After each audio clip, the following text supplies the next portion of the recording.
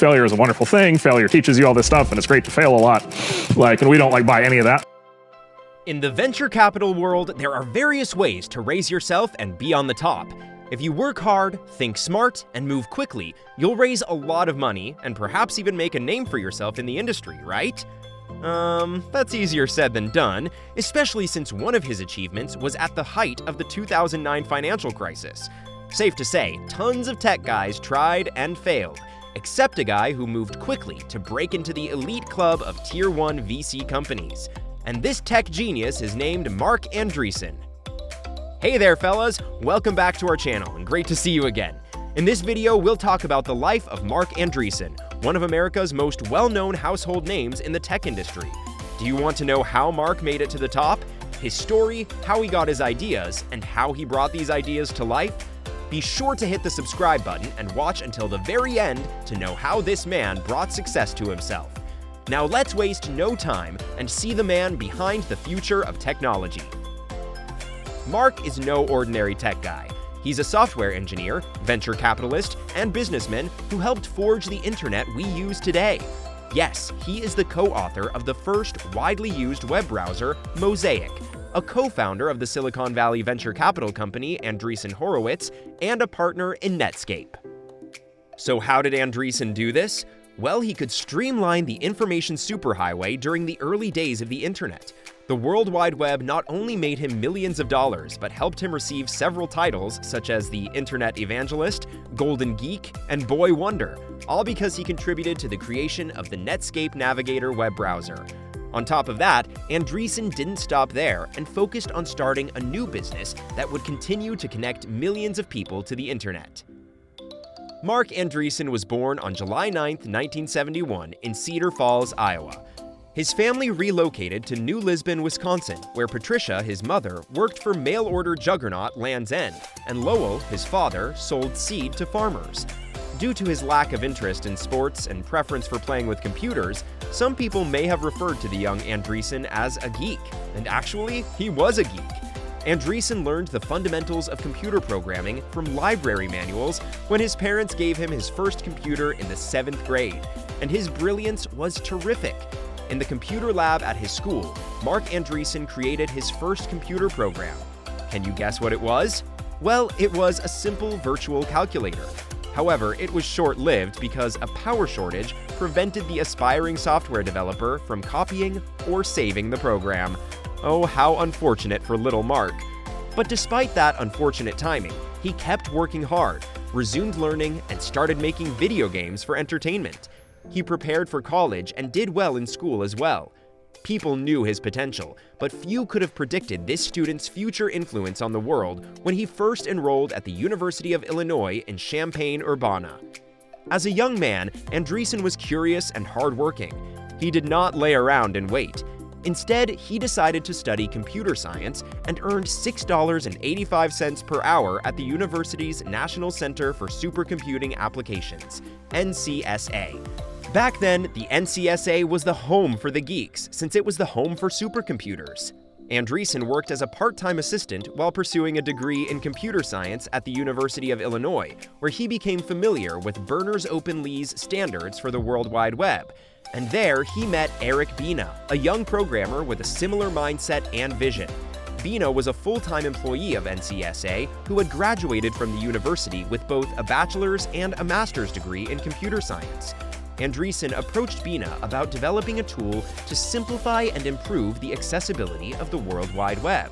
Bina concurred, and for the next 6 weeks, the two collaborated intermittently in the basement offices of NCSA to complete the 9,000-line software known as Mosaic. He developed a browser with integrated graphics that would function on various systems, along with Eric Bina and colleagues Larry Smarr and Joe Hardin. In January 1993, Andreessen and Bina demonstrated Mosaic's capabilities, proud of their work but unaware that their application, a browser, would fundamentally alter the course of history. So how did this application change the internet? Well, Mosaic assisted users in navigating the hundreds of thousands and eventually millions of web addresses and locations accessible via the internet. The boom for home users hadn't started, and the web was still a vast and unexplored wilderness. It was very different from today because only a few people had started using computers at work. In ancient history, people had to file manually, work manually, and record everything manually. Andreessen graduated with a bachelor's degree in computer science from the University of Illinois a few months after finishing Mosaic. Then, Mosaic was made available online, and within the first year, 2 million people downloaded it. After graduating, Andreessen accepted a position with Enterprise Integration Technologies, a business that created technologies for internet security in the renowned Silicon Valley in Southern California. Jim Clark, a former computer science professor at Stanford University, sent him an email when he was there. If you're wondering who Jim Clark is, he owned a billion-dollar computer hardware and graphics company called Silicon Graphics Inc. So Clark meeting Andreessen was a huge deal. His purpose in meeting with Andreessen was to talk about a new business endeavor because he had recently departed Silicon Graphics. Andreessen concurred, and the two spoke about Mosaic and its significance for the web and beyond on Clark's yacht. The two partnered with Andreessen's technical know-how, Clark's business experience, and $4 million in startup capital. In April 1994, they established Mosaic Communications Corporation. Andreessen was ecstatic to collaborate with Clark and happier to be in California. In just a few months, he had an apartment, a cool car, a Ford Mustang, and even a hot girlfriend. Woohoo! Everything seemed to go his way, and he was becoming a global success. Mosaic was a huge success, as Andreessen and Clark both expected. However, the fact that the application had been created at NCSA meant that the University of Illinois controlled the copyright, which was a downside to their good fortune. The university and the new partners engaged in a legal dispute. Still, by the end of 1994, Mosaic had changed its name to Netscape, and the business had become Netscape Communications Corporation. Millions of people downloaded Netscape as it took off. The company's technical team began working on many other software products to sell as a result of the program being downloaded for free. As businesses migrated to the web, they required applications to enable safe transactions, and Netscape satiated their requirements. Netscape had 200 employees by the beginning of 1995. In April, Navigator 1.0, the updated version of Netscape, was released to resounding acclaim. On August 9, 1995, Andreessen's life underwent a radical transformation. Because he had been up late the night before, he slept through all the excitement when Netscape went public on the stock market and sparked a purchasing frenzy. Andreessen's ownership share in the company rapidly increased in value from about $50 million to over $170 million in months. That said, Netscape replaced Mosaic, and it was the best decision ever. Their net worth was growing, and their fame and their status too. Mr. Clark had been propelled to billionaire status, while Andreessen was adjusting to life as a millionaire.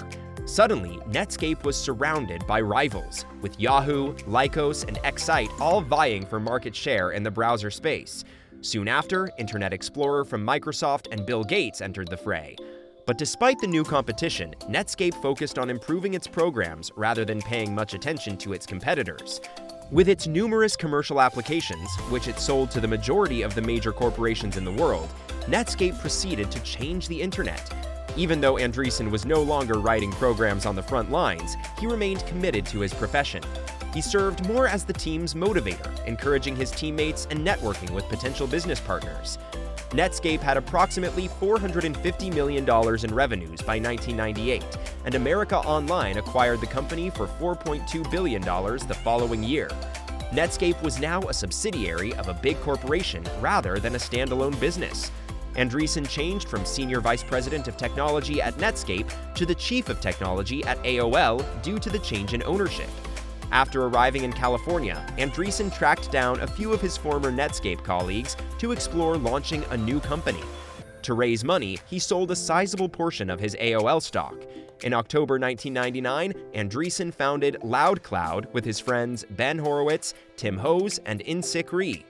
LoudCloud was initially intended to be an online firm, but the partners instead chose to build website portals for significant businesses. They created Opsware, a challenging piece of software they termed their secret sauce, to accomplish this. For those who didn't know, Opsware was a fantastic program, but the creators of LoudCloud thought they couldn't market it since it was so difficult. However, they consequently employed it to monitor and manage websites owned by other big businesses.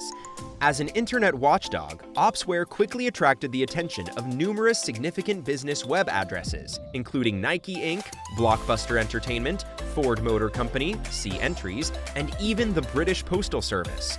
Even though many internet businesses failed in the late 1990s, LoudCloud succeeded reasonably well despite not being Netscape, and millions of their funds had been invested in the industry by Andreessen and his partners, who were prepared to wait for it to flourish. Marc Andreessen is now a mighty household name. Because of his brilliance, Marc Andreessen received a few accolades and awards for his singular perspective on the 21st century and beyond, including being selected Man of the Year by Microtimes magazine in 1994 and receiving the Computer World Smithsonian Award for Leadership in 1995. Imagine, when he was 24, Marc bought a suit as his first piece of adult clothing after becoming wealthy. Over time, he acquired a brand new Mercedes, a home in Palo Alto, California, and everything he had wished for when he was young. Today, he is currently a co-founder and partner at Andreessen Horowitz, a venture capital company that finances technology startups at the seed, venture, and growth stages. The company currently manages 3 funds totaling $2.7 billion, and its portfolio includes companies including Pinterest, Fab, Facebook, GitHub, Airbnb, Jawbone, Actifio, Box, Quirky, Platfora, and Twitter. No doubt Andreessen is one of the tech's most influential people. Most of us don't know this, but he had an impact on our daily lives because of his contributions to consumer technology, and he was one of the reasons why technology quickly developed. That's it, folks. Please don't forget to give this video a thumbs up if you've made it this far. Please share your thoughts on the video in the comments section below, along with any suggestions for future topics. We'll meet you all soon then.